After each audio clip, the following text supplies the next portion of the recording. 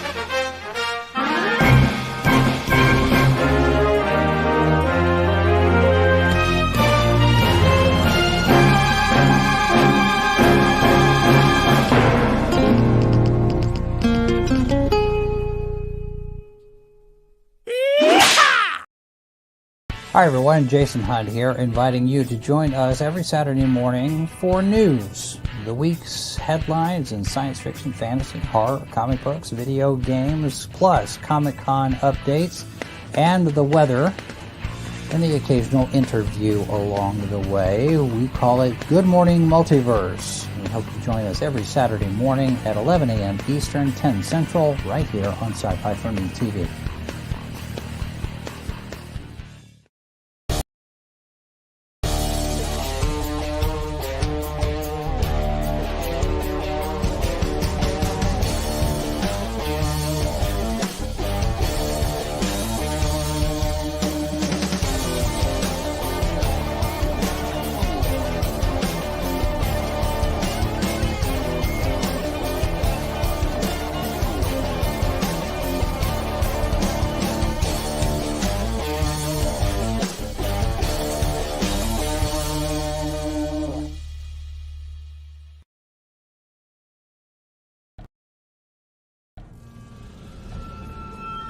We've crossed paths more than once. I've whispered in your ear, shown you harmless little temptations. I am unknowable, yet you know me intimately. But you can always know me better. Collected here are 20 twisted tales that will thrill, chill, incite, and delight you from some of the most imaginative minds your species has to offer. This exclusive Indiegogo printing of The Devil You Know Better will be limited and numbered, with signatures from Mike Barron and Hart D. Fisher. Stretch goals achieved for this campaign will add interior chapter illustrations by Stefano Cardacelli. The Devil You Know Better. Back it on Indiegogo today, while you still can.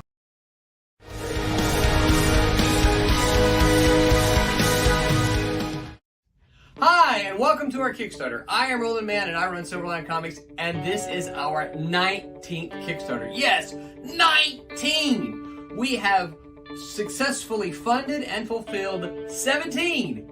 Why not 18, you ask? Because we're still in the middle of shipping those books. So it'll make it. We're just now in July. So it's going to be on time.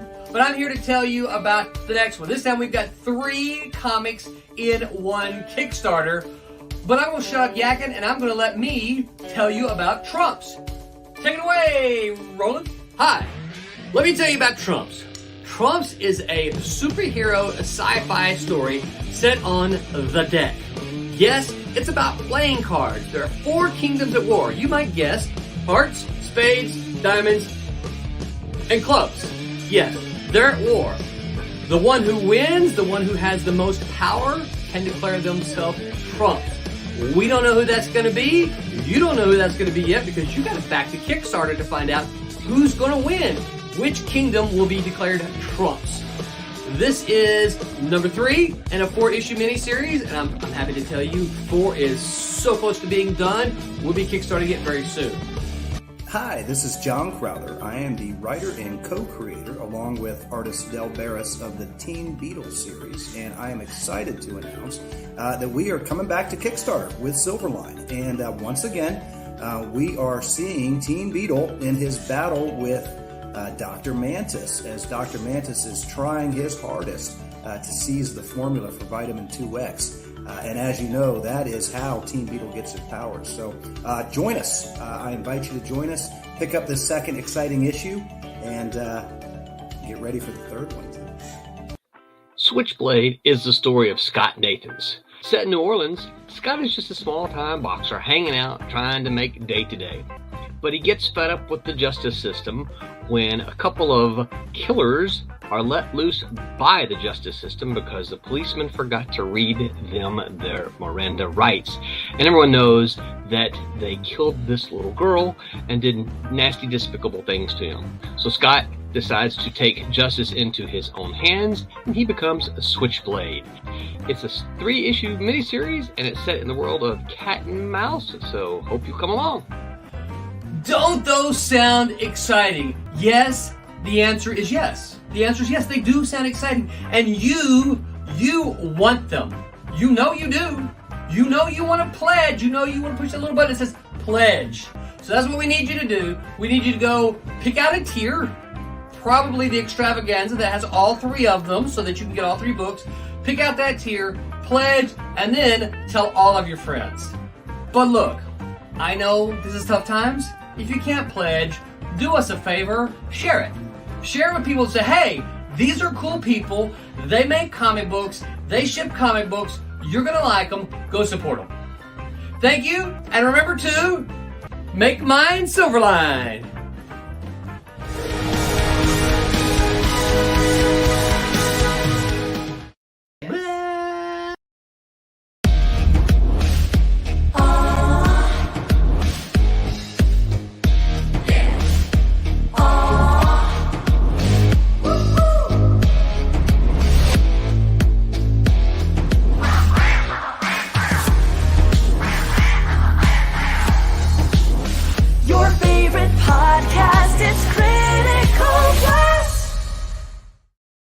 And good evening, everybody. I am RJ Carter, Senior Managing Editor here at CriticalBlast.com.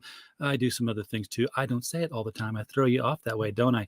But tonight, I am here to give you the 3rd night in a row, the 3rd time I'm going to give you a reason to make mine Silverline at silverlinecomics.com. So get on board or get left behind. We're going to make it very, very easy for you to do this. I'm going to not only put that banner up there, but I'm going to edit that banner. I'm going to say, where's the ticker at? Come on. There we go. That's exactly what I wanted to do. They've changed it. I can't just click it and display it now.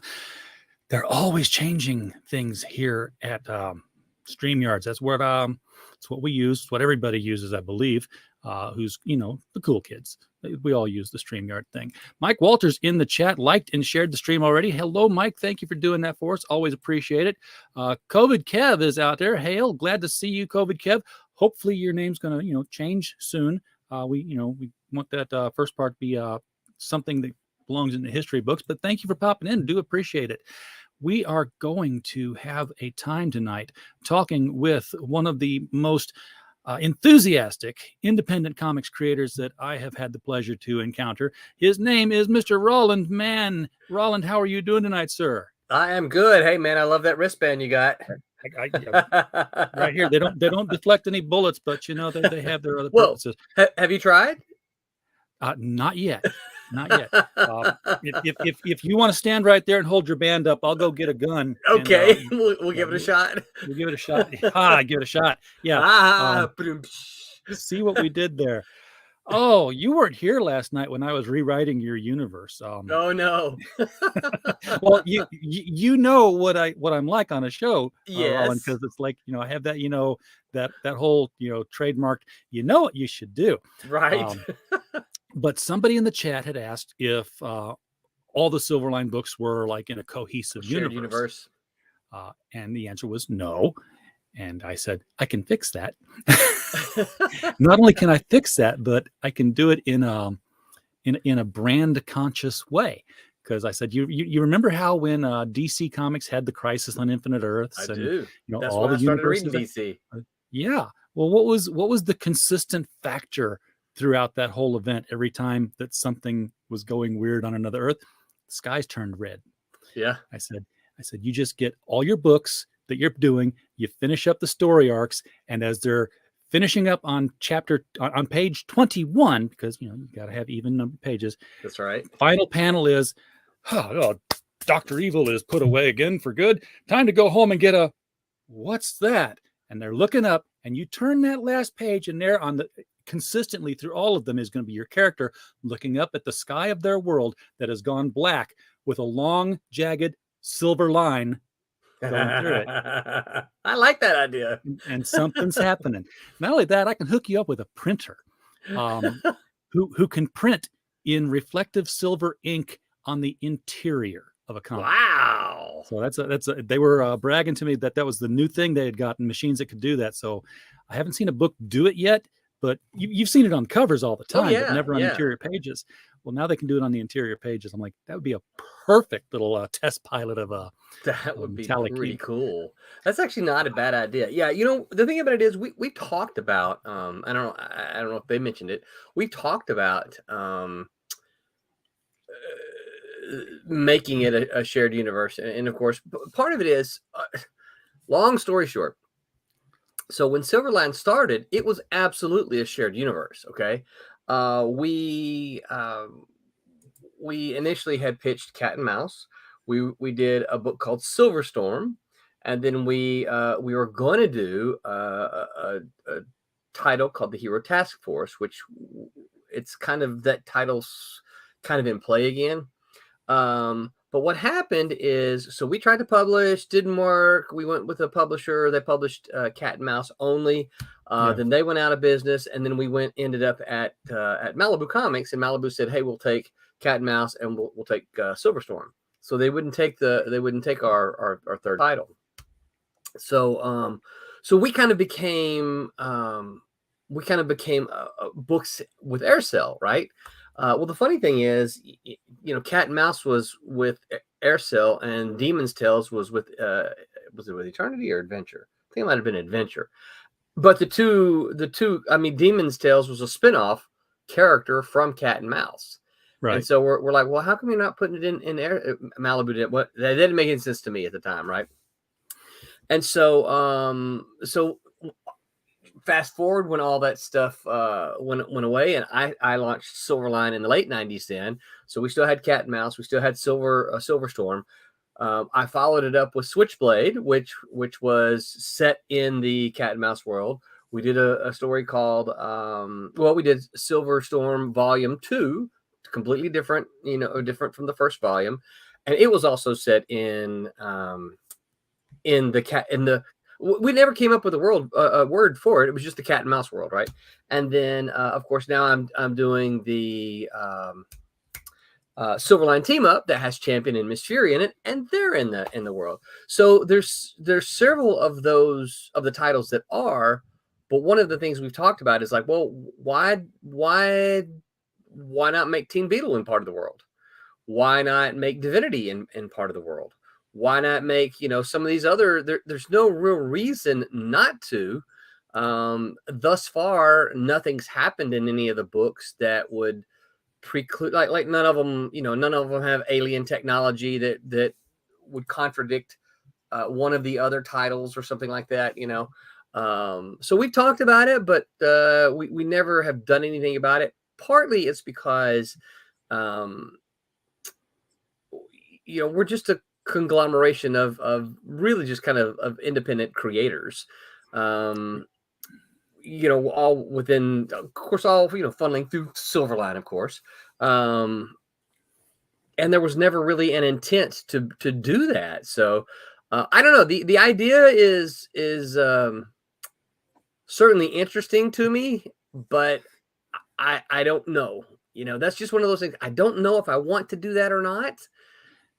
You could always do the tried and true thing that comics is really good at, establishing the status quo again at the end of the arc. Yeah, it's like we were all on one world. What happened? I don't know, but they fixed it, thank God. Right. Yeah. Because the last a unified world of comics titles, then you need a Julius Schwartz in there. Writing her on everything, who's not just editing the title, but saying you can't do that in this book because this happened in that book. Right. And it's, what was it? There was Spider-Man. Yeah, but you need to put some snow coming down in this panel. I know it's July, but over in Thor, we're fighting the frost giants, and New York is having a blizzard out of season. Right. And that actually happened. Yeah. It was back in the days when you'd say, for more on what's happening, go see Thor number. Yep. It was... Well, we also started. I don't know if you caught them or not. We started doing because I love them. See if I can find the last one we did here. We started doing these things called they call bottoms at Marvel. We have another that means something entirely different in. Never mind. Well, I don't want it to ruin the show. Do you remember those? Oh yeah, I do. Yeah, it's just at the bottom of the page. Yeah. I started doing those, and so now when you see, there's another one, right? I know you can't read it. That one's that one's a little too small. There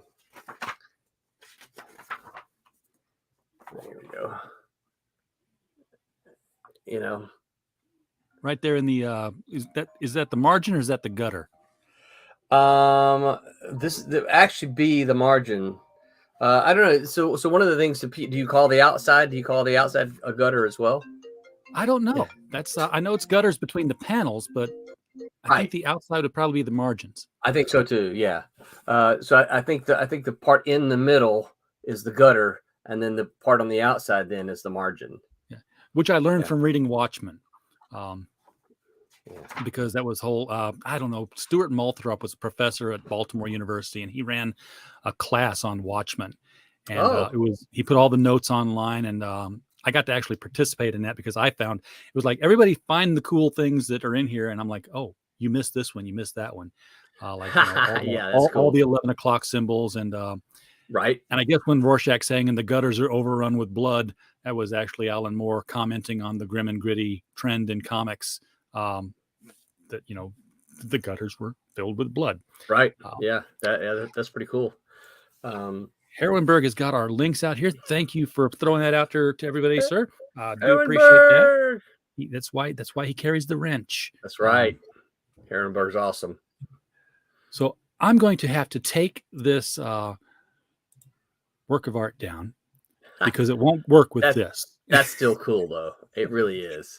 It's fun, but I've I said how StreamYard's always changing things, and they're always very responsive too. I've noticed if enough people ask for something, like sometimes just me, it'll happen.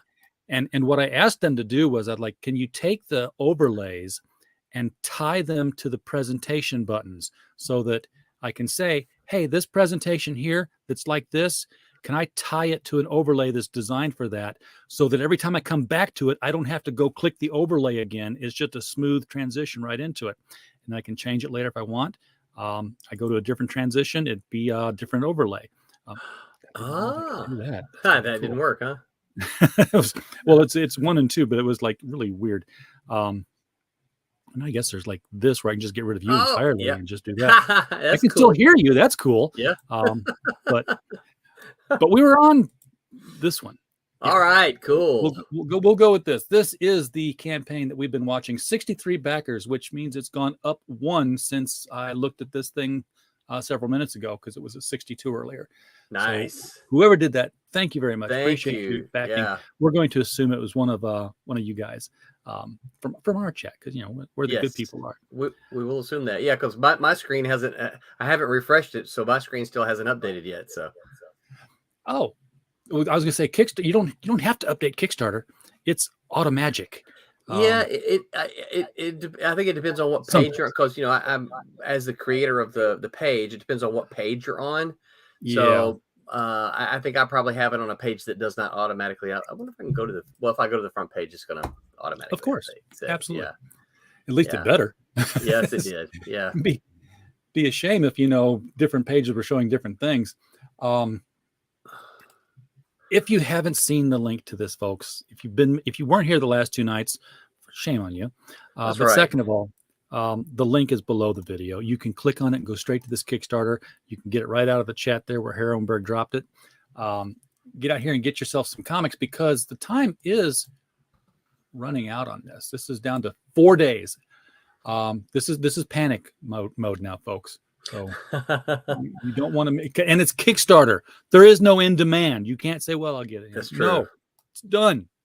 That's it. I'm going to drop you because I just got it moments before we started. One of those, and you scrolling through the covers reminded me. But one of those, the Trump covers I got the artist posted. Mickey posted the colors into. So I'm sending you the colors with no cover elements at all through our Twitter chat we got going on. Oh, and yeah. So that's for the cover, the Trump's cover that you're looking at right there on the left. Yeah. Look at that. Gorgeous. Gorgeous. Yeah. Yeah. That's Peter Clinton pencils with Thomas Flormonti inks. And then Mickey Clausen did the colors for that. So I have not had a chance to update the Kickstarter page yet. Like I said, I literally just saw Mickey post those in we got a team chat on Facebook, so he posted them there, and it's like, wow, that looks so good. By the way, I told you I was writing this thing for you. Yeah, right. I was thinking, and it'll even include the Trump's universe, so that when they look up and the sky is splitting with that silver line, the Jack can say, "Someone's cutting the deck." Ah, that's great. Yeah. I got 1 million of them. No, I don't actually. So I want to get to the best Switchblade stuff here because we've looked at the other stuff, right? Right. So, and yeah, granted, we looked at Switchblade too because it's all here. This is a 3-in-1 deal. Nick, glad to see you here. If you didn't back Switchblade last night when you backed Teen Beetle, thank you for that. But it's still here. Where was I going? I got myself distracted. Switchblade. Oh, it's a 3-in-1, and we did confirm last night because I forgot to ask you Monday. I know that you had done books in the past that were like the flip books. Yeah. So it was like 2 titles. This is not that. This is 3 individual distinct books. Yes. Not a 3-in-1 with different covers because some people do that. Correct.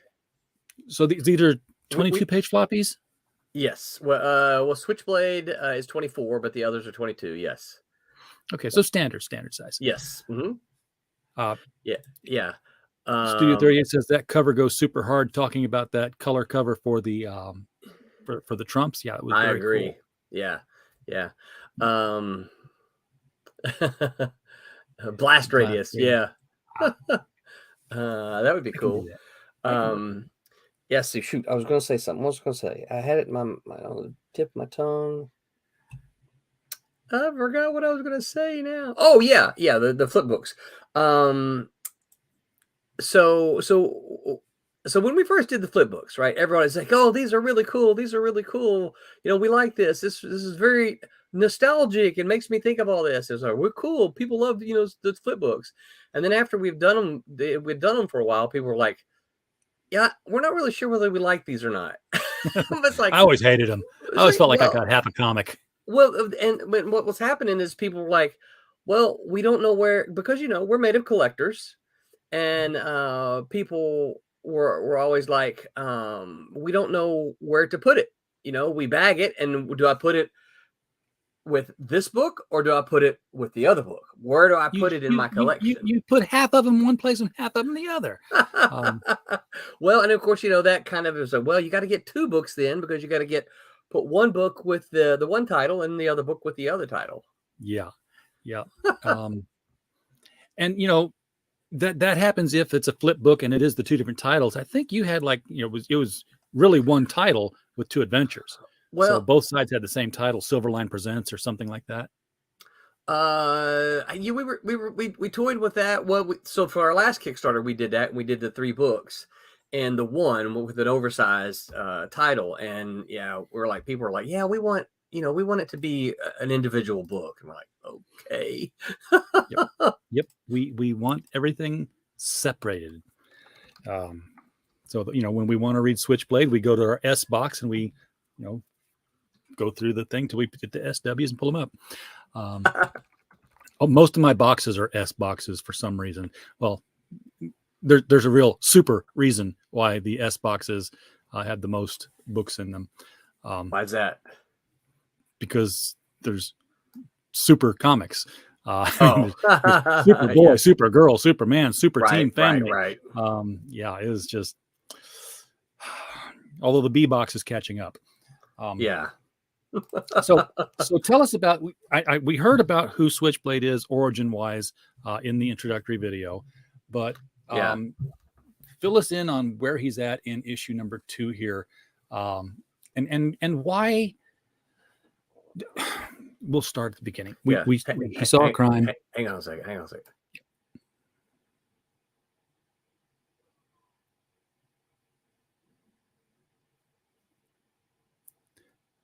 This is a quiet moment. Sorry. Hey, can you give me I need to step away for about 5 minutes. Yeah. Okay. I'm so sorry. We got a little house emergency here in the kitchen. Oh, get the extinguisher and go take care of that. So I will be right back. All right. Well, it's, times like these when I will simply entertain the audience. Okay. I'm so sorry. I'll be right back though. That's all right. It happens. It happens. Yep. Okay. All right. You know what? We'll have a musical interlude because I do have a sampling of music here, not the StreamYard music. No, if you are a Critical Blast fan, or better yet, a member, which you can become for 99 cents a month, get a nice little envelope in the mail with stickers and buttons and stuff. It's the only membership level we have, by the way. Then you probably are aware of the playlist for our other sometimes host, Mr. Marmalade.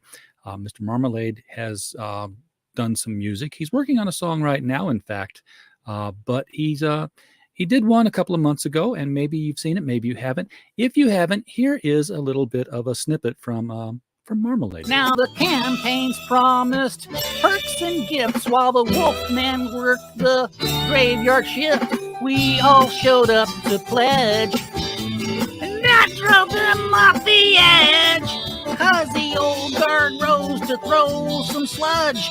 The hinges, they refused to budge. The judges, they became the judge the day the comics died. We started singing bye-bye to our LCS guy. Cut my pull list every week until my pull list went dry. And then Portland girl said I was toxic inside, singing time for you to run off and die. Time for you to run off and die. So there we were all in one place, collaborating in cyberspace, just making comics great again. So come on, Zach, be nimble, bake the tort.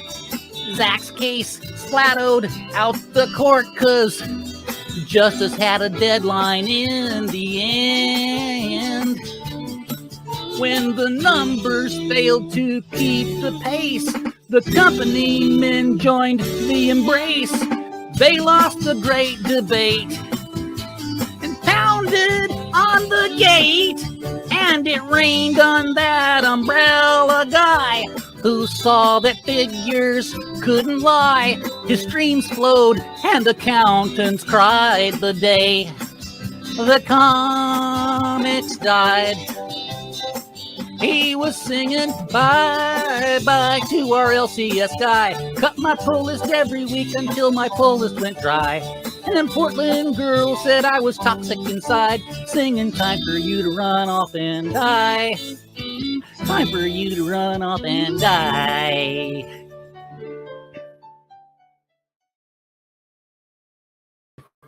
So yes, there is a full song. The full length of that. Oh, you're still here. I've tried to dissuade him as much as I can, but you know, when I sit down and talk to Marmalade, I swear to God, it's just like talking to myself. He doesn't truly listen to anything I had to tell him. What we've got here is failure to communicate. And it's that way all the time. It's just like his head's full of fluff. Yeah, well, you know what, Heroinberg? Yeah, that would have been great. Of course, this was written like a year ago, so Eric July was not ripping things up in the universe. But the new song might have something to do. I've seen the lyrics. He's doing a little bit better. If you're familiar with the Crosby, Stills, and Nash Young Immigration Man, he's playing around with that, and he's doing a song called, you know, "Don't Let In the Imitation Fans." We'll see, you know, if he gets any better with it. Right now, he needs a studio because this doesn't work anymore for him. You know, the black background is tucked away because it's, you know, takes up a lot of space once it's up and operational, and it's hard to walk around it. Same with the green screen. But we will have Marmalade back sometime in the near future. It's very possible that he's going to be one of the co-hosts on George Peter Gatsis's movie nights over on his channel when he does the riffing on public domain films that are out there. So I'm going to have to rely on the chat for discussion topics now, because there's a reason I don't do solo shows, is because I need the feedback from people to bounce off of. And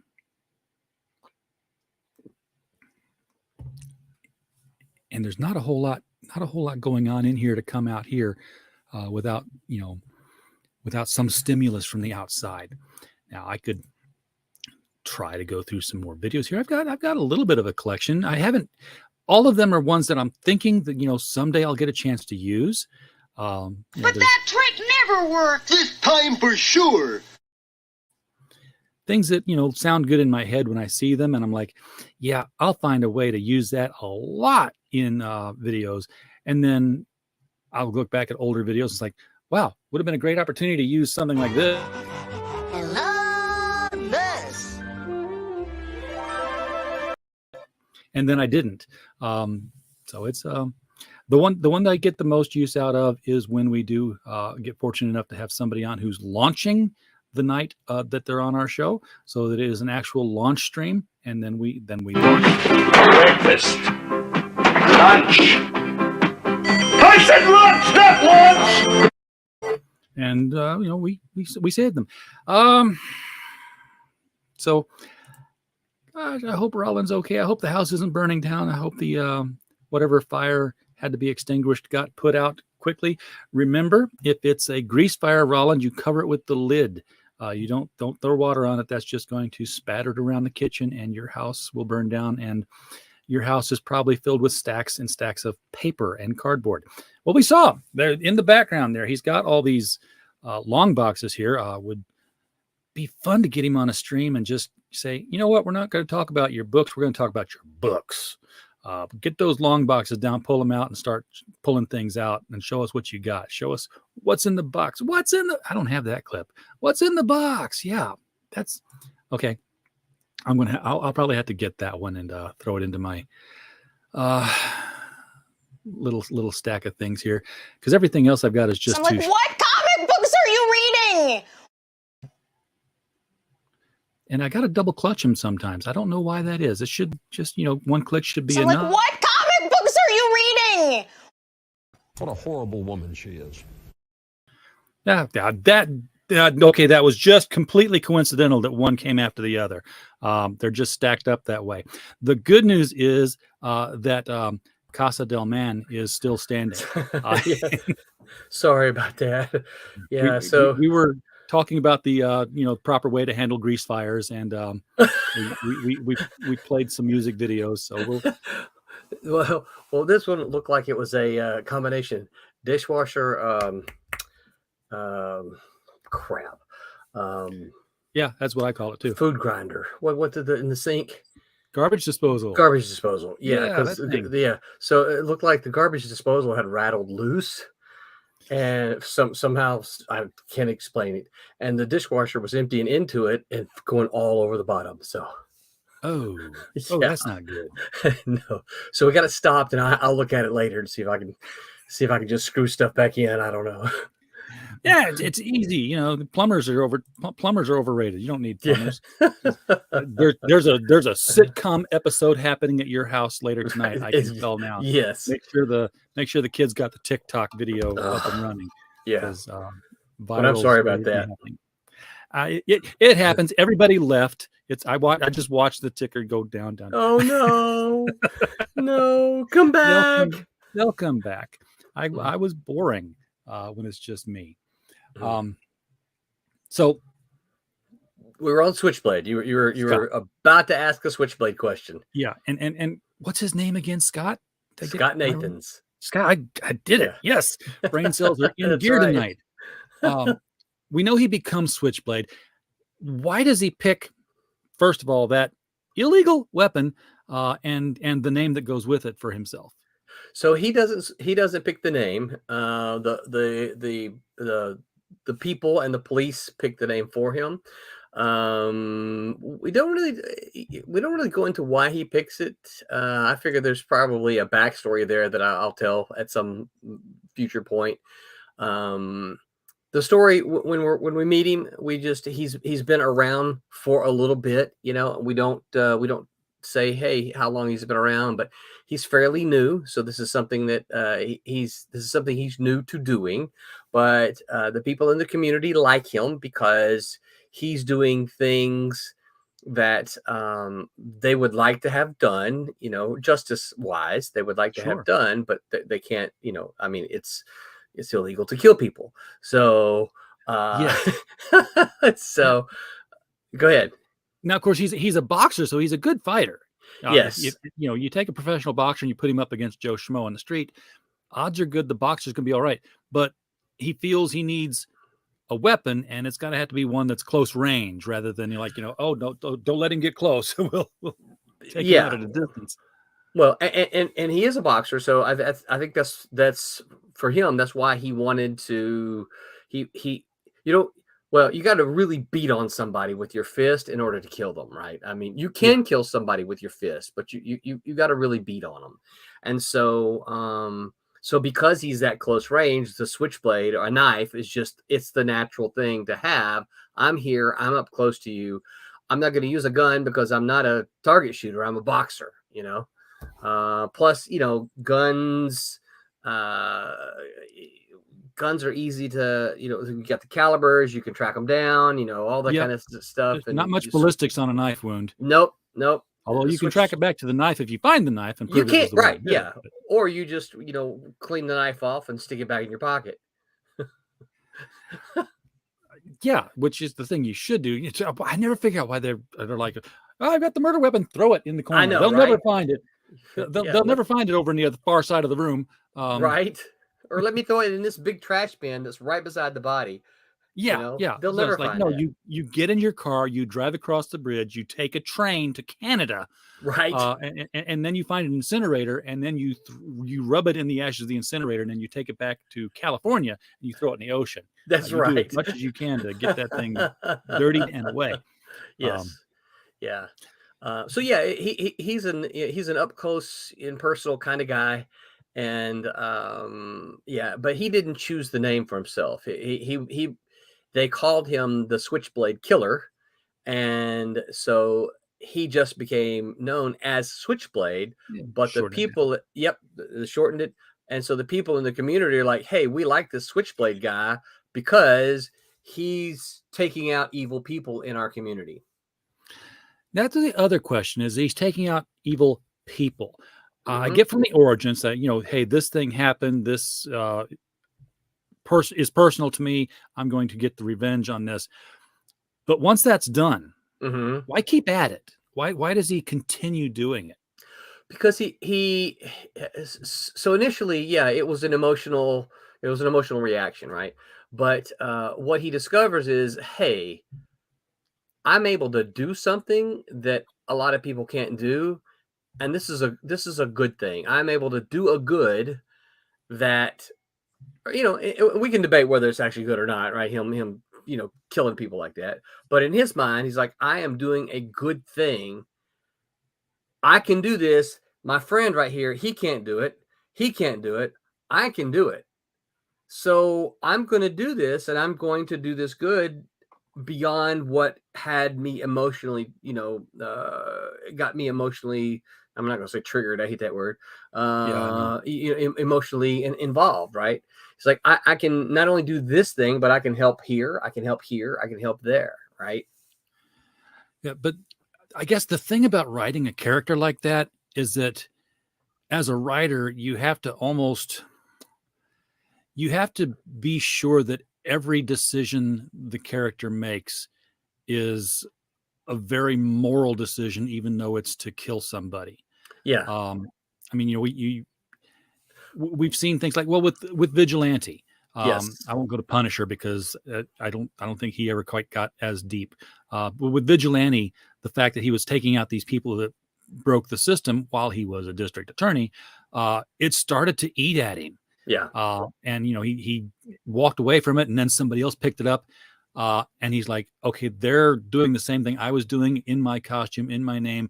And they have a completely different set of what deserves killing than I had. Right. Like, jaywalking? Seriously? No. Yeah. So there's like not many things that, you could say, yeah, that person needs to die. Correct. Correct. And I agree with you. And I think that, depending on how many stories I get to tell of the guy, I already kind of know where I would like him to eventually go. And so if I can tell more than this story here, I know the transformation that I would kind of like him to undertake, because I agree with you. I think if you, and we look at things like, PTSD for soldiers who serve, taking a life in combat is, you can absolutely say it's clearly justified, but that wears on a person. It's like, hey, this was justified. I did this thing, but I took a life. And I think this is one of the things that's going to eventually get to him, is that, hey, okay, I took out these evil people, and I made, I served justice to them that they clearly deserved, and hopefully I was able to save other people from the harm that they could have done, might have done, but I've taken a life. I've taken a life here, I've taken a life there. At some point, it has to start bothering him, because I do think he's doing this with the best of intentions, even though you and I might say, well, you don't just kill somebody because you think they deserve it, Yeah. And I'm sure that, even killing the people that deserve it, he's a wanted man. Yes, right. The police are looking for him. And we believe, our society, we believe in the right to defend yourself, in a trial. Yeah, okay, you might be guilty, but we believe you have this right. But and so the difference is going to be for him is that once the justice system has exhausted their attempts at justice, and even though we know, this person is absolutely guilty, that's when Switchblade reacts. So he's just not out on the street, oh, you jaywalk, you're dead, Okay. It's okay, this person, killed this old lady, they're going to jail, they're going to have their moment in trial. Oh, but you know what? No, they accidentally they accidentally got they did the wrong thing with the Evidence got the lost. evidence. Thank you. Yeah. Yeah. They did the wrong thing with the evidence, and it's like, everyone knows he did it. There's maybe even there's video or whatever, right? But because the justice system failed, that's when Switchblade says, "Okay, now justice system failed. Now it's my turn. You're evil. You deserve to die." Yeah, I can almost see that being some kind of a situation where the majority of the local constabulary are like, yeah, what look at this guy. He's got 15 stab wounds in the chest with a short, sharp object. Worst case of suicide I ever saw. Right. Yeah. Well, and there's I think it's in this issue, the two police officers that are after him, one of them even says, I sometimes wish I sometimes wish I could do this, so because they clearly see he's taking out the bad guys, right? He's not, these are not random killings, just random. This is just a drug dealer. He didn't kill anybody. He's pushing drugs. That's bad. But does it deserve the death penalty? Well, no, that's not who Switchblade's going after, Yeah. And Roland, when one police officer says to the other, "I wish I could do what he's doing," we call that foreshadowing.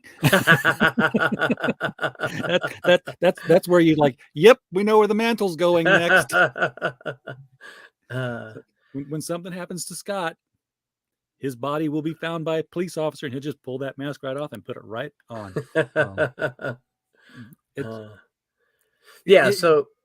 So like I said, I have things I would absolutely love to do with Switchblade and with Scott, after this. And, again, some of it just depends on how well it goes over. Is it really warranted to do more? We like to tell ourselves as creators, well, I'll just do it. Well, if nobody wants it, okay, you can just do it. But I was going to say, when you said, if I get to keep writing, it's like, you own the company. Right. Yeah.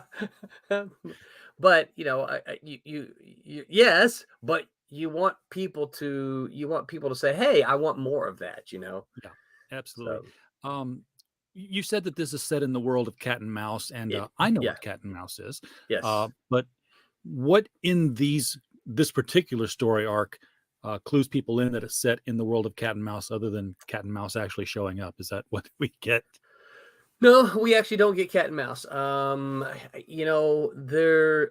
The only thing in this that might be recognizable for cat and mouse fans, and I should have done this. The story is older, of course, and so I should have done something at the time, but I didn't, partly because I was trying to. So long story short, I love the Marvel model of the way Marvel Comics was done. Obviously, I called my company Silverline, right, which is a nod to the Silver Age of comics, right? And one of the things that not to belabor the point, but one of the things that fans, one of the things we know in comics, they had Captain America, they had Iron Man, they had Hulk, they had Giant Man and the Wasp, and these were all characters that existed on their own and were popular on their own until Marvel brought them together and formed the Avengers, right? So these characters existed kind of on their own before getting into the Marvel world at large. Now, later on in Marvel, they used these titles to launch other characters.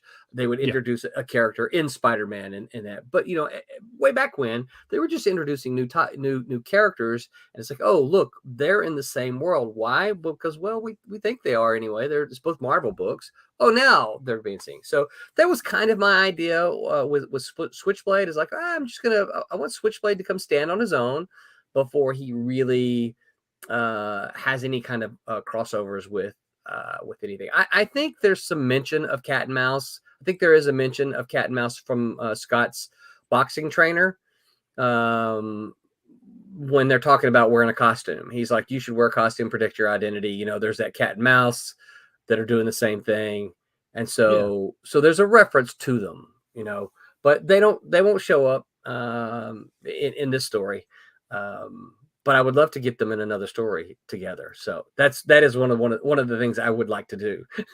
bringing the worlds together. Yeah. I'm telling you. It's the, And in fact, if you paid attention in the first issue of volume 2 of Cat and Mouse, when Brett was going around looking for Bobby, he happens to pop into Simon's gym. Yeah. And look who he just happens to talk to. This fellow right here. So that's Cat, right? This is Cat right here. This happens to be Switchblade. Okay. I'm looking at the wrong panels. Yeah. And so this is the first issue. Now, this is pretty much all we see of him, right? Is that his first appearance then? First appearance, you mean ever? Switchblade. Yeah. It's no. The Switchblade comic is his first appearance. This is yeah. But this is his first appearance clearly into I'm pointing to the wrong page. Clearly into the Cat and Mouse world, right? Gotcha. So that's Simon. That's his friend and the owner of the gym, right? Simon's gym, which is what we do see in Switchblade. We see that he is there at Simon's gym, and Simon is his longtime friend and trainer, and he is in Switchblade as well. And Simon, of course, knows that Scott's doing the Switchblade. He does. Yes. Yeah. Simon is his one confidant. You've always got to have one. Yes. Because I think you would go crazy if you couldn't tell anybody. Yeah. And it would have to be, because you got to let it out. Yeah. Well, and you also have to have a sounding board. It certainly, as a writer, you have to have someone else there in order to get point counterpoints, right? Yeah. Just despite all the politicizing we see going on in Marvel and DC today, when you have a character that has an opinion that could be, I'm not going to say questionable, but that could be unpopular even. Somebody's got to be there to at least have the other voice, right? That's what you need. That you need someone to say, no, that's probably not the right thing to do. Well, why not? You kind of need, even if the character's like, well, I'm going to ignore you because this is what I'm going to do. Going to do it anyway, right? You need somebody there to give a counterpoint to ground it, right? Well, that's the difference between dialogue and monologue. Yes, and you get the characters that are nothing but monologues, and you talk to yourself long enough, you start talking to the audience directly, and right, and then it's then it converts to preaching. That's right. That's exactly right. Yeah, folks, you can get Switchblade on a shirt. Yes, right here. Yeah, and I think.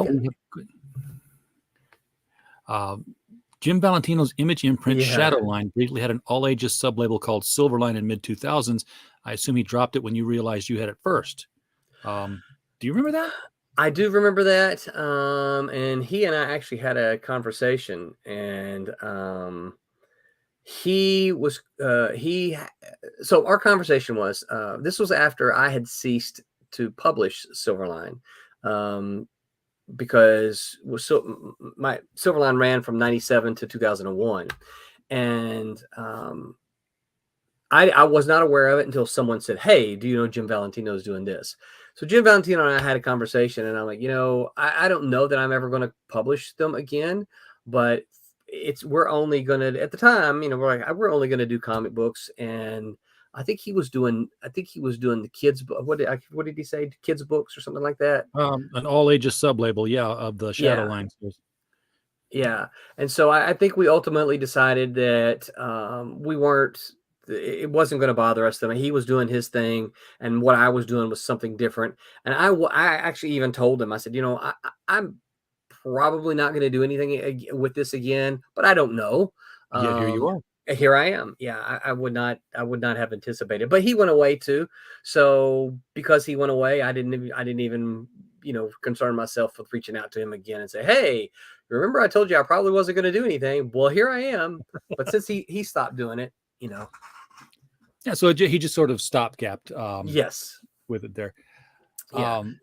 So I think I announced here the other day on Monday about the T-shirts, and we've talked a little bit more, and we're going to put something into play. We're still trying to figure out what it is we can do, but we're going to put something into play so that if we see you at a show, if you come to a show that Silverline is at, and we see you wearing one of these T-shirts that we have in our Kickstarter campaigns, we're going to give you something special. We don't know what that is yet. We're thinking about maybe at this point in time, we're leaning towards maybe some kind of special edition version of the comics that we're going to do. We'll just do some limited run versions of a bunch of the comics, and then give if we see someone, hey, you've got a Switchblade shirt on, and here you are at Daytona Beach Comic Con, we're going to give you something special. So I was going to say, if you were going to do like a limited print run of the comics, what if you did limited print runs of, reprint comics of something you've already got, but new covers to where you had Switchblade wearing the Switchblade T-shirt, and if you see somebody wearing the Switchblade T-shirt, you're like, hey, here, you get the Switchblade comic, and it's the T-shirt comic. So it's like it's the its T-shirt own little, comic. Oh, that's a good idea. The same with Teen Beetle. He could have like the shirt pulled on over his costume. So hey, you got the Teen Beetle T-shirt comic. Yeah, it could be like turn off my sound. Gets its own little Overstreet entry. How did you get one of these? You couldn't get them any other way but by wearing that T-shirt. That's the only way. That's right. So I'm going to stand up, but I'm going to turn off my camera so you don't need to see my legs and butt as I stand up, because I'm going to. You're not wearing any pants either, huh? No, I got short pants on, but they are just short pants. The joy of zooming from home. Okay, so here is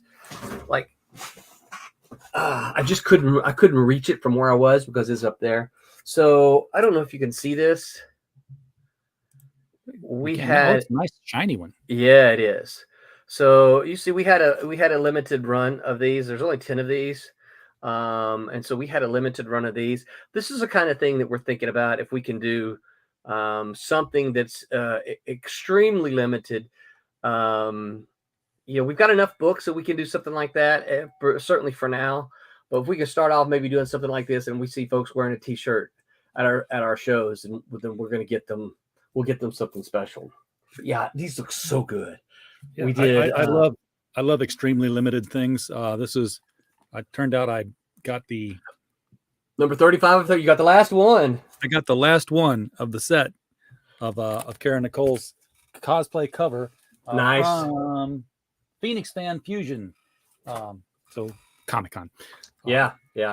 Speaking of Comic-Cons, is Silverline going to go to SDCC? Certainly not this year. And I'm not really sure. I went 2017. I think I went in 15 and 17, and so I'm going to do my very best not to throw shade at San Diego Comic-Con. Okay, but I'll do it. But it's not so much a Comic-Con anymore. I was going to say, I want to go to a Comic-Con someday. That's me. This is one of the reasons. Listen, this is one of the reasons I personally love Daytona Beach Comic Con, because our big show here in Orlando is MegaCon. You've probably heard of that. I've heard Daytona of that, Beach Comic Con is smaller than MegaCon. Okay, but it has more comic books than MegaCon does. Okay, I'm not gonna say it has more comic creators, because MegaCon had a lot of comic creators. But hey, that's right. Hit that like button. Thanks for swinging by. I didn't catch your name. Lorenzo. Thanks, Lorenzo. Hopefully you'll look at our Kickstarter and give it a consideration. But yeah, having creators there, I was I remember the Chicago Comic-Con when it was the Chicago Comic-Con. Yep. 1989. I've got photos in a folder here somewhere. I was in cosplay before cosplay was. It was 1989. I wore a Joker outfit, and I was the only one there in the whole con, except for like two booth babes and Spider-Man with Marvel. But But the thing is, Marvel was there. DC was Yep. there. Archie was there. Yep.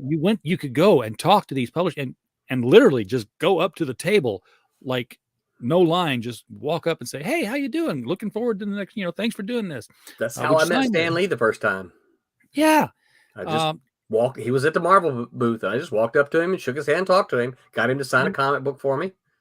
And somewhere along the way, this rock stardom set into the industry where suddenly you have to get, expensive tickets on top of the tickets to get in and to meet somebody. And like the first time I knew this was coming was at the second Chicago Comic-Con I went to, and Neil Gaiman was there.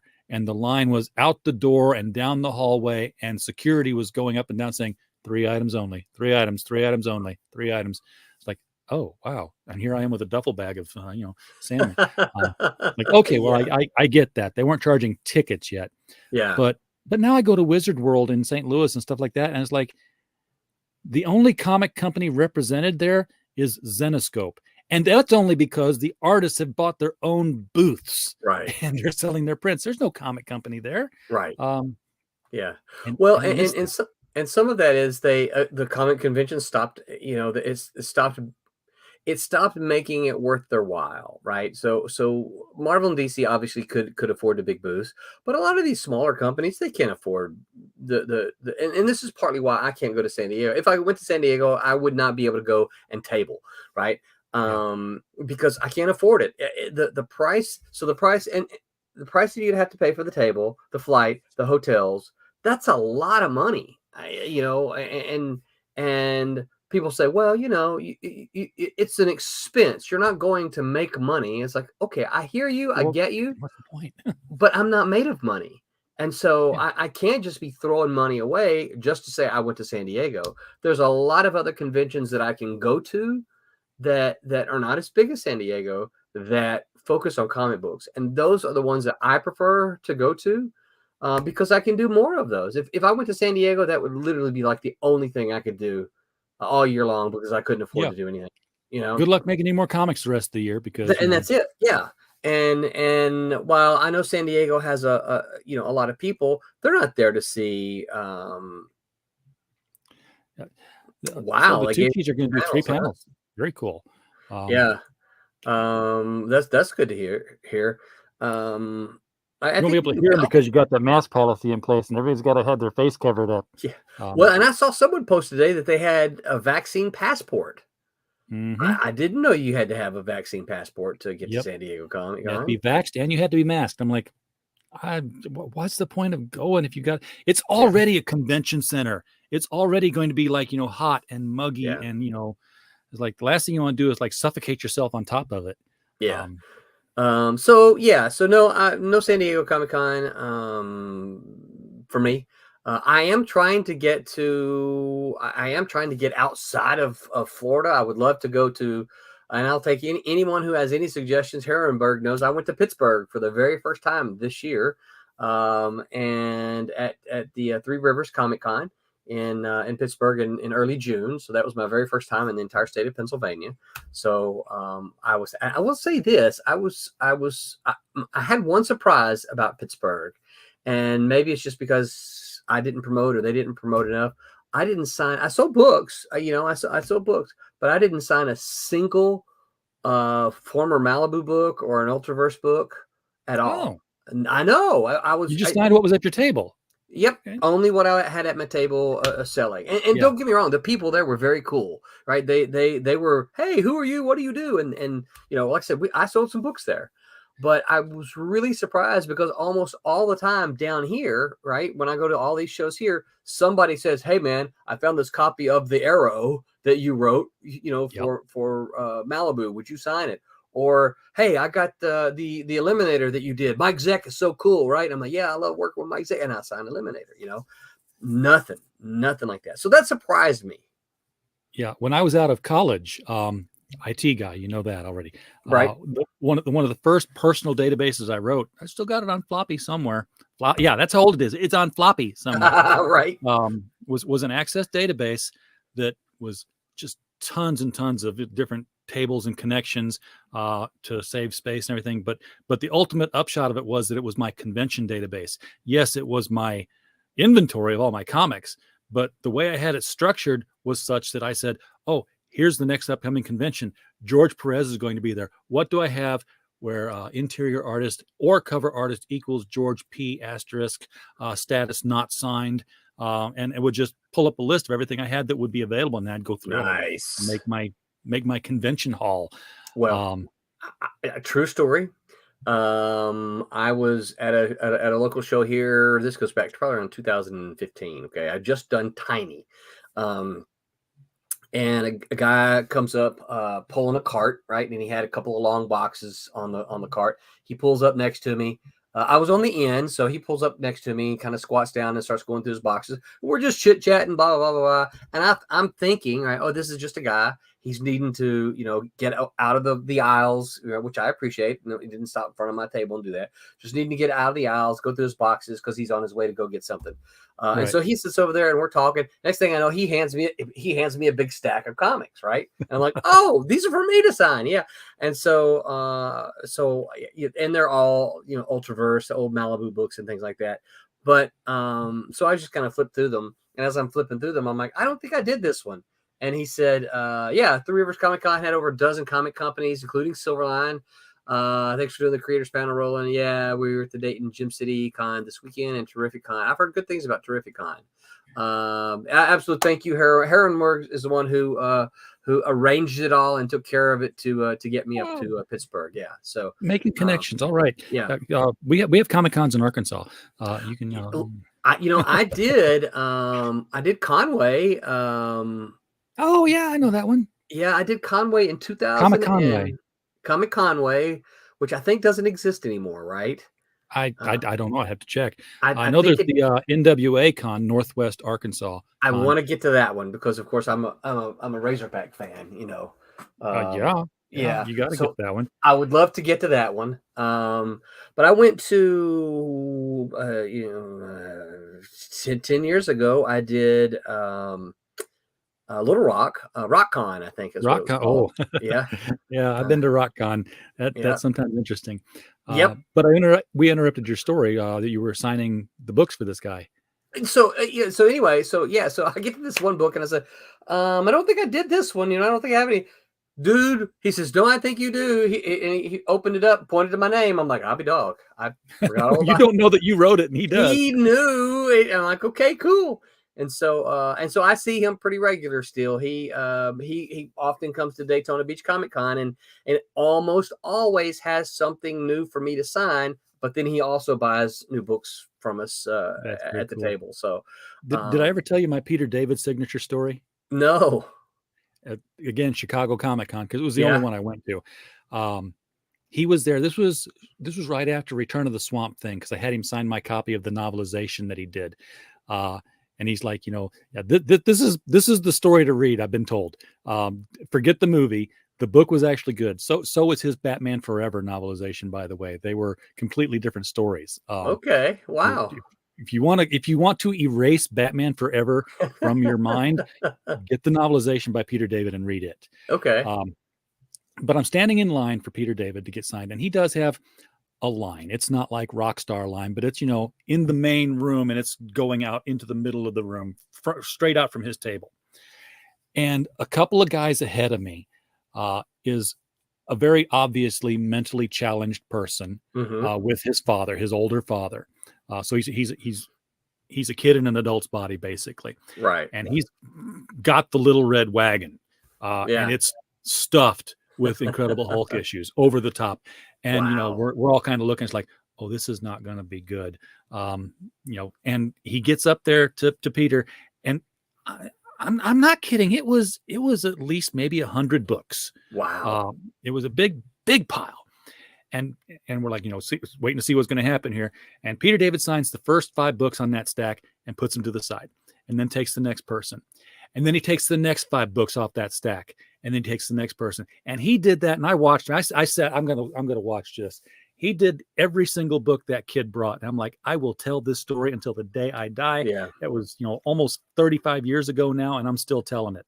Yeah. So I saw Marv Wolfman do something very similar to that at a San Diego Comic Con in the 90s. And that just super impressed me that he did that, because someone brought up a long box of like Teen Titans. oh And yeah, I'm like, holy crap, you're gonna ask him to sign every one of those. And Marv did, but it was very much like you said. I heard Marv tell him, he's like, look, I'm happy to sign these, but I'll sign a couple, and I'll sign for some in line, for the people in line, and then I'll come back and sign for you. He said, but I can't stop and sign only these and forget my line. sure. And the dude, and Marv was very nice, and the dude was super cool, said, look, I'll just appreciate any signatures you can give me.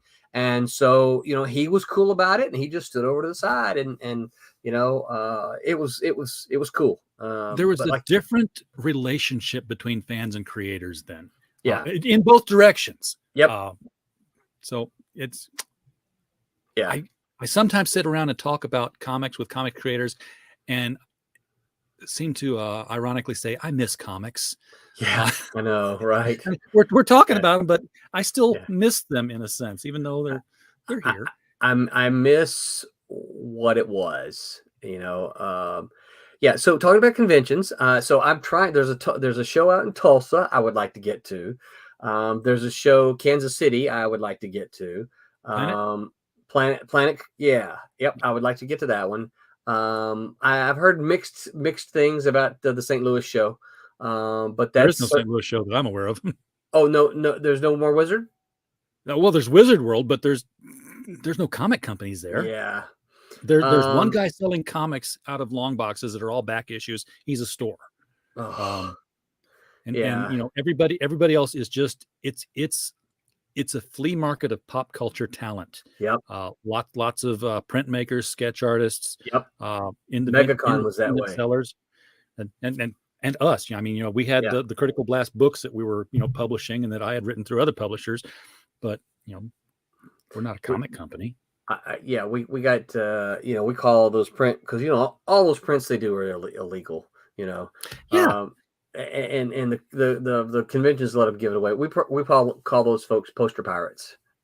Yeah. Well, now I think the Zenoscope artists, obviously they can sell their own work, even though they did it for cover. I assume they have some sort of contractual. Yeah.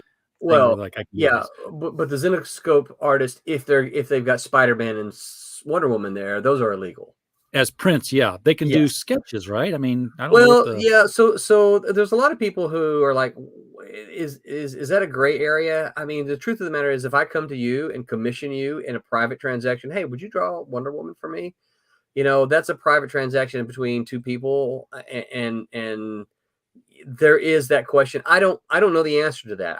I think that's probably legal. The problem comes is the minute you mass produce something and you make, yes, exactly, that's absolutely illegal. Well, that's like, and I learned this, thankfully in time, but I went to Archon in Collinsville, science fiction convention, small thing. And I knew an artist there, and I said, hey, I've got some money. I want to commission you for a print. I want you to draw something for me, pen and ink. I said, here's what I want. I want you to draw HR Puffin stuff from the side. Right.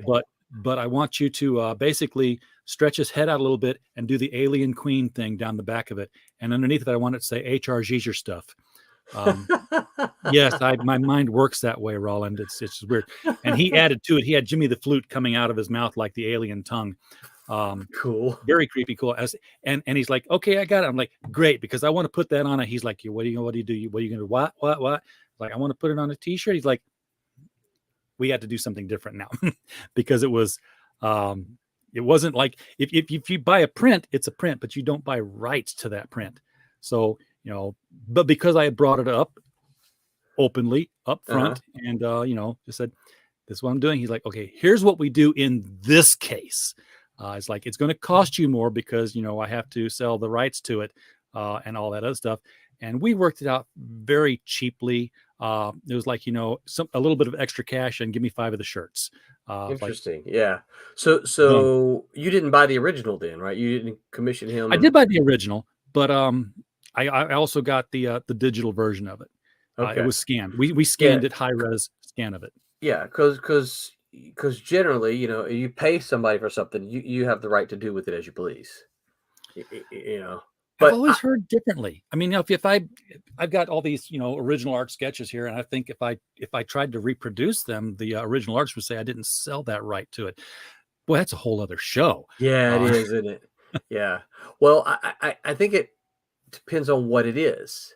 If you have them draw your character, you can do that. But if you commission them to draw Spider-Man, it goes back to that.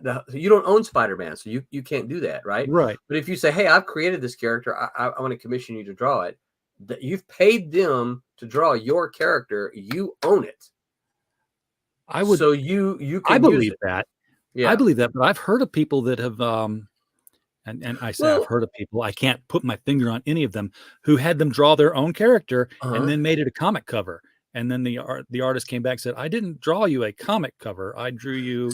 So I can understand an artist's frustration if you just because that's kind of that to me that sounds deceitful. It's like, hey, I'm going to commission you to draw my character. You're not telling them that I'm going to commission you to draw my character and I'm going to use it for a cover because generally an artist will charge more for a cover than they just will for a commission sketch, right? And so it sounds like if something like that happens, you're like, hey, I'm going to pay you, this $50 for this sketch, but I'm going to use it for a cover, which you would normally get $200 for. It sounds like you're being deceitful to the artist, right? So, so I can understand an artist's frustration if they think that they're just doing a commission for you. But if you just tell them, hey, I want to commission you to draw my character and I might use it for a cover, then they'll come up with the price that's appropriate. And yes. you work out the deal then. Exactly. Yeah, always tell them up front, Yeah. if you're going to use this Yes. for something, say it. Right. Yeah. Just, just to save yourself the stress of an argument later on, if nothing else. Yeah.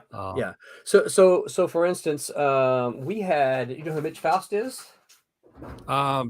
Yes, I do, but I don't know why. Fantastic artist. So Mitch Faust, let's see if I got one of his cards in here. Mitch Faust did. Carolyn Burke says Altoona, PA, Sci-Fi Valley was a similar flea market, but 120 vendors on 2 floors and packed with people, plus lots of panels and a cosplay repair booth. So that basically sounds like the Wizard World conventions as well. They've got the cosplay repair thing going on and all that stuff. So Mitch did for the first Kickstarter for Cat and Mouse. Mitch did an original piece of art that we used as a reward for our Kickstarter, right? And after it was done, I asked him. I said, "Mitch, I like this. Are you okay if I put it on a trading card?" Now, I asked Mitch before I did this, right? So Mitch didn't do this artwork with the intentions of it being a trading card. But before I did this, I said, "Hey, I want to do this. Are you okay with me doing that?" And of course, Mitch said, "Yes, you go ahead. That sounds great. You can use it." Right.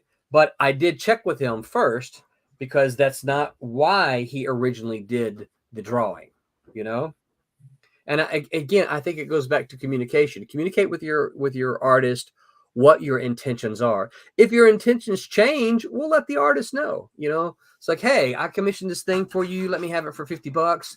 I was just going to do it, put it in a splash page, in the comic, but now I like it so much. I want to get it colored and put it on the cover. Yeah. Are you okay with that?" And they might say, "Oh, well, if it's going to be in a cover, why don't you throw me another $50, or something." Yeah. It's always be upfront. Yes. I've heard, not quite the same thing, but almost exactly the same thing, if that makes any sense. Yeah. People taking photographs at conventions of cosplayers and then turning them into 8x10s. Oh, yeah, that's not cool. Yeah, That's you're not selling the likeness of somebody now. Yeah. in Yes. their costume. So Well, hey, here's a question for you. And this is another show for you. This is not today's show. If someone cosplays as Wonder Woman, do they owe DC Comics royalties? I don't think they do, but if they sell a print of themselves in a Wonder Woman Okay. costume, do they? I'm sorry. I meant to go there. If you got a cosplayer who comes to the show as Wonder Woman and she's selling prints as Wonder Woman, does she owe DC Comics royalties? You know what? We'll my have thought that. my thought is yes. Right? She's making money because she is Wonder Woman, right? We have a guy here a local guy here who makes money off of a DC character, and I think dude's making money off of it. So, dude, you owe DC money because you don't own that. Yeah, you look cool, right? You look like this character that you're cosplaying. But if you take that off, you're just a dude. Nobody's going to pay you to just be a dude, right? They're paying you because you are this character. You owe a licensing fee to DC. Like I said, that's I just Yeah, especially if you like you go to birthday parties. Mm-hmm. Yep. And stuff like that. The person I would have to ask about that would be this lady right here, Miss Kara Nicole, whose comic I just held up. And Yeah. Here she is, She-Hulk, Power Girl. In fact, Power Girl is her online identity as a AZ Power Girl for Arizona Power Girl. And of course the Captain Marvel, Ms. Marvel. Now this one's a little bit sexied up, but yeah. See, if here's the thing, if she's giving those away, then there's no, she didn't. This was a Kickstarter. I wouldn't have thought so, right? But what I'm saying is that if she's giving them away, then it's like kind of like, hey, I'm not making any money off of your property. But if she's making money off of that, then I think that she owes those copyright holders money, right? Because that they license that stuff out to do that, That would be a great show to have, and I would love to have her on with it to have that discussion, because this is my mouse pad. Well, it is. I believe you, but just and it's Power Girl. It's a Kara Nicole AZ Power Girl. It says on it. You rest your hand there all the time. Yes, you do. That's right there. It's very therapeutic. That was brilliant. That was a brilliant move on her part. Yeah, but that's a $35 mouse pad, and she sells them all the time. Yeah, has a web store where cosplay is the thing. So it would. I've had her on the show several times. I'm gonna have to invite her back now and ask this question. Yeah, and sort of get it'd be a great trademarks, copyrights, do's and don'ts. We could talk about the whole sketch versus cover payment, t-shirt logo, right, usage, all that stuff, because I'm sure I'm not the only person who ever went to a convention and commissioned an artist with the intent of using it for something other than the piece of paper that it was on. Oh no, absolutely not. It happens all the time. Yeah. And I don't think that maybe they're not trying to pull a fast one. Maybe they're just going in it completely ignorant of the different rules. I certainly was. Unfortunately, the guy straightened me up. Yeah, I mean, I have a tendency to think that most people, not everybody, but most people don't really have evil intentions when they do stuff like that. They're just like, they don't know any better. It's like, oh, I paid you for this. I should be able to use it without you getting upset. But a cover, well, dude, I just drew a sketch for you so you can put it in your sketchbook, and now you're using it on your cover. That's I get more money. So for instance, like when I was an editor at Marvel, our artists had their page rate, right? I'm just going to come up with the numbers just so we can do easy math. Let's say their page rate was $50 a page, right?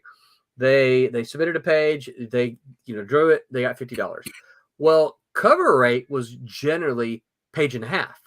So if I got this guy who normally makes $50 a page and I asked him to do a cover, well, then he would get his rate, which was $50, and then half of that, which is $25, he would get $75. So he'd get $50 for doing the interiors and then $75 for doing the cover, because it's a cover, right? It has something. It's the prestige piece. It's a prestige piece, right? And so yeah, if you're telling someone that you want to commission and you intend to use it as a cover, you should let them know. That's great. and I believe there's a storefront on our website that you can click and find that t-shirt still out there. Cool. I never make any money on the t-shirt shop. I forget that I have it. So I never really promote it, but yeah, that's, he had the, I said original art. He did do the whole thing digital on this one. I don't have original piece of paper. So technically he probably still has it in his, collection. Probably was part of the deal that he got to keep the original art. Yeah. But yeah, it is licensed to me to be able to use. Nice. And of course, now I'm singing the HR Puffin Stuff song. Yeah. Well, the other one that I never got around to doing with him was basically Cling and Clang, but as zombies with a little bit of blood running out of their mouth, and Jimmy's been dismembered on the beach. And that sign was going to be "Welcome to Living Island of the Dead," or "Living Island of the Damned," because I was like, "Living Island, Island of the Damned." Right. Mash that up. That's just one of the. My mind works in weird ways, Roland. I had a friend who's a comic artist. His name's Darren Goodhart, and he's done. I know Darren. You know Darren Goodhart? Darren and I did a book together. Okay, well, cool. Yeah, you didn't know that? I did not know that. We worked at the same company for a while. In fact, I got him in the door there because he was looking for artwork in the marketing department and got him in. I called him up one night because there was a Twitter conversation.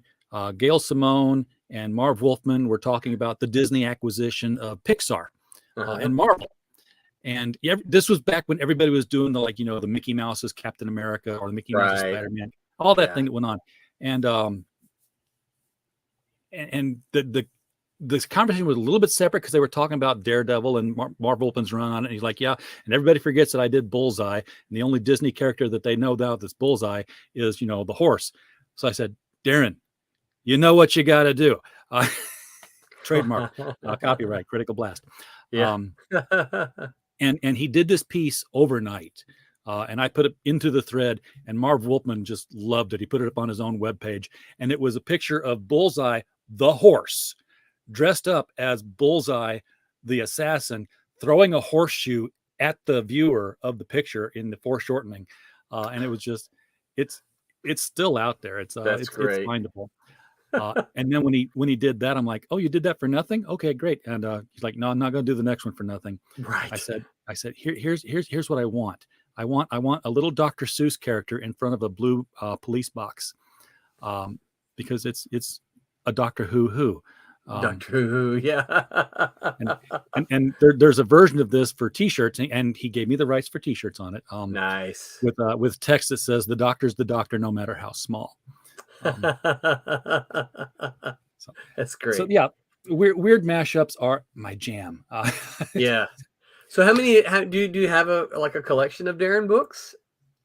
I do have a collection of Darren books. Do you have they're any in St. Louis in a box somewhere? Okay. A bunch of Big Bang, of Big Bang books that he did. And I can't recall the other stuff, but yeah, I don't know if he's doing books again now or not. He's not. I've actually asked Darren if he wanted to do any stuff with Silverline, and he's just like, I can't.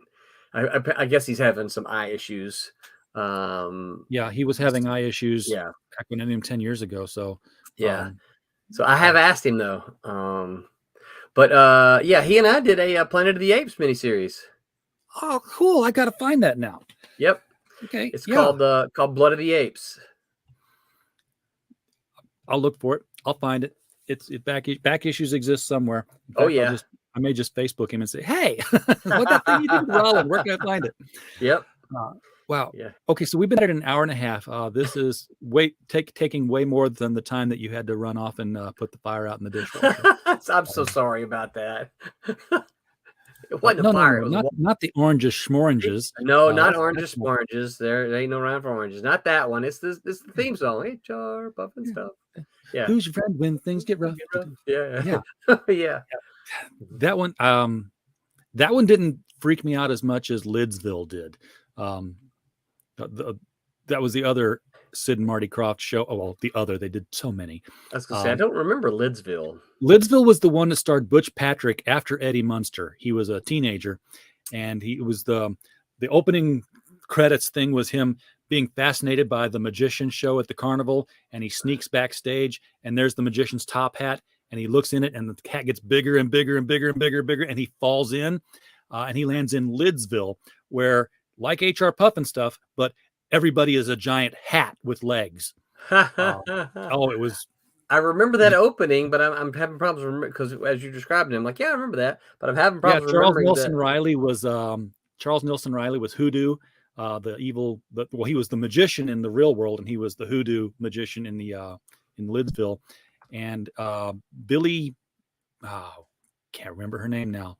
But she was Jeannie Weenie, his assistant that didn't like working for him and often would go help the other people. I remember that. Yeah. Oh, yeah. It was. You're right. It was a village of living hats. I remember the pith helmet had a mustache and a monocle and talked with the British stiff upper lip. It was a 10-gallon Stetson hat that talked with a deep Texan twang. It was crazy stuff. Never mind. We've reached the end of this show, Roland. Let's remind people the reason you're here is make mine Silverline. 63 backers, $3,309, 3 days to go. We've been on here so long, we've lost a day. Yeah. Where did the time go? Oh yeah, we Electro Woman and Diner Girls gone through three different iterations. I do remember that one. Yeah, that was I will confess to having had a crush on Dinah Girl, but we were at least the same age at the time. So very, very fun times. Roland. So go back to Kickstarter. Go back to Kickstarter. That's right. Get all 3 books. I would love to see us. I would love to see us get up to 100 backers for this. 100 backers? Screw that. It's been demonstrated you can make $2 million in 3 days on a crowdfunder. The glass ceiling's broken. There's no reason everybody can't do this. Yeah, that would be awesome if that took off and suddenly we started seeing those numbers go up. And I think last I saw he had like 25,000 backers. I know. It's that's crazy. A lot. Well, I mean, everybody's saying, yeah, but let's see what issue 2 does. I'm like, he made $2.5 million. I wouldn't care if there was ever an issue 2. Yeah. That's, I mean, he's got, the thing about it is he's got so much money. I saw him posting the other day. He's been hiring some of these people full time now. You know, it's like, hey, this is what's happening here. Let's get you hired full time and let's make some more. And he's already shipping the books. Is he really? Yes. Oh, I didn't know that. Yeah, I knew. I didn't know they were printed. I knew that the books were done. Yeah, he had a stretch goal, which was weird because they weren't really stretch goals like crowdfunding. One of his stretch goals, if we hit this point, we order more inventory because we'll be out. Yes. Yeah. Books are going out. Wow, he printed before he knew. Yeah. That's right. Make mine Silverline. Thanks, Herrenberg. All right. Thank you so much for coming on and spending all this extra time and talking about everything except your campaign. Thank you for having me. It was fun as always. As always, we're going to do, guys. We've got the calendar booked out throughout the end of the year here. We do. Roland's going to be back for another 3-day jaunt in August. No, not August. September. Nope. September and November. We're going to be back in September and then again in November. Yes. Yeah. And it'll be Monday through Wednesday all over again. So, Mark, don't go anywhere for the holidays. You want to be home. You want to be able to catch the podcast. We will be talking with Silverline again. Everybody in the chat, thank you so much for being here tonight. We don't have a show without you. We're just a podcast falling in the woods otherwise. So we appreciate you being here to listen to me. And as always, while you were here, we just hope you had a blast. Good night.